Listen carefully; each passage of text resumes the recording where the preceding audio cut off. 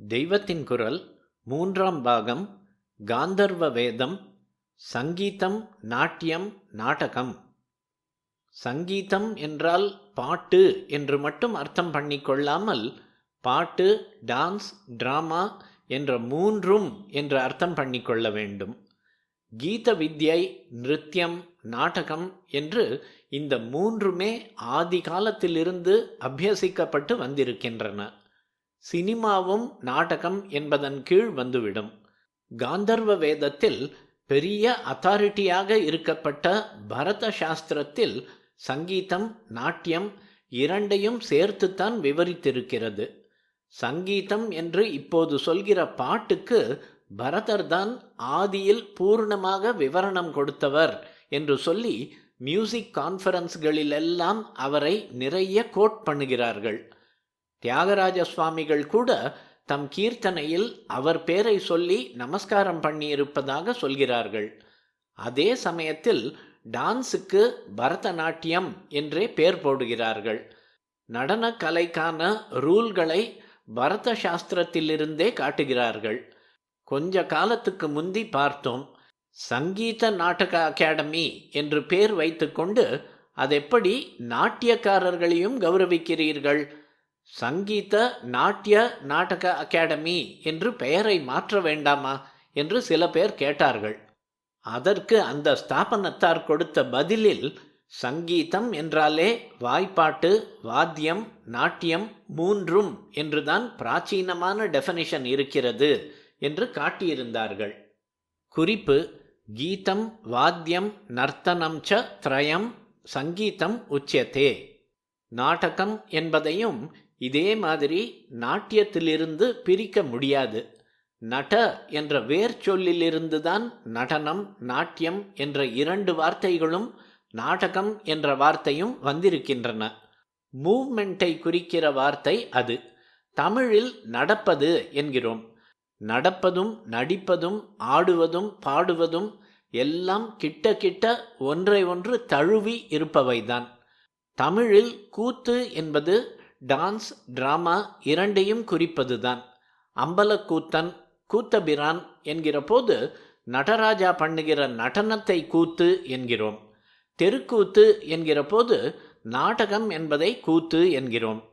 நடிகன், நடிகை என்றால் தமிழில் சினிமா, டிராமாவில் ஆக்ட் பண்ணுகிறவர்கள் என்று மாத்திரம் நினைத்து கொண்டிருக்கிறோம். இதற்கு மூலமாக சம்ஸ்கிருதத்தில் உள்ள நடன், நடி என்ற வார்த்தைக்கு டான்ஸ் பண்ணுகிறவர்கள், ஆக்ட் பண்ணுகிறவர்கள் என்று இரண்டு அர்த்தமும் இருக்கிறது.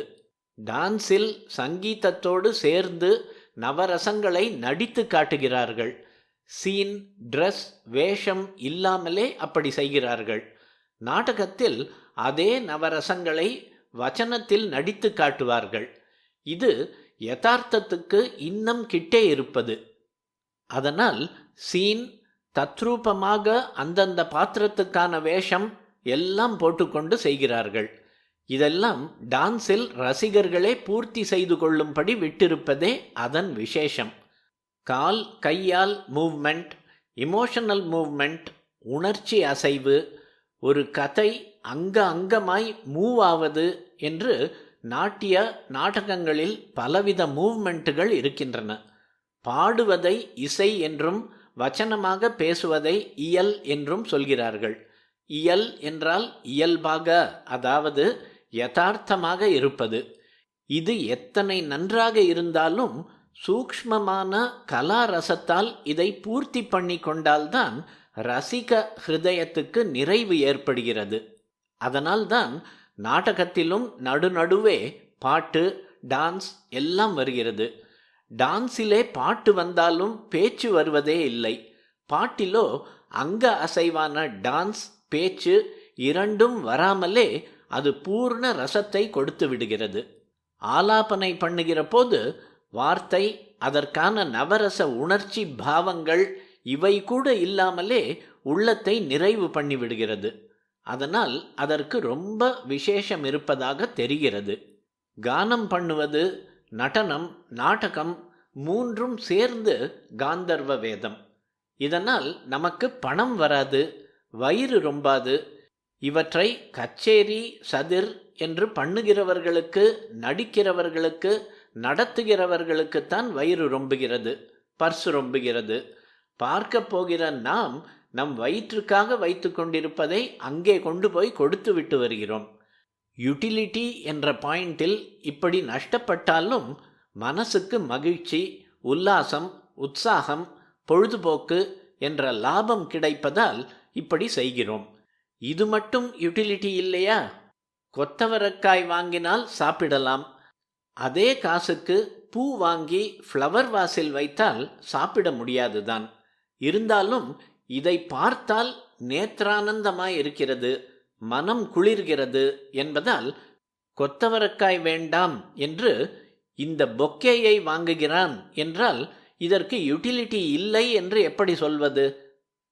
அன்றாட அலுவல்களில், பொறுப்புகளில், அனுஷ்டானங்களில் அலுத்து களைத்து போகாமல் மனசுக்கு உற்சாகம் தர வேண்டியதுதான் என்றே உபயோகமில்லாததாக தோன்றுகிற பாட்டையும் கூத்தையும் பெரியவர்கள் காந்தர்வ வேதம் என்று வைத்திருக்கிறார்கள். மற்றவற்றின் உபயோகத்தை நாம் உணர்வதற்கான உற்சாகத்தை தரும் பெரிய உபயோகம் இவற்றுக்குத்தான் இருக்கின்றன. வாழ்க்கை போராட்டத்தில் நமக்கு ஏற்படுகிற பாரத்தை மறந்து கொஞ்ச நேரமாவது இறக்கி வைப்பது காந்தர்வ வேதம் செய்யும் பெரிய உபகாரம்.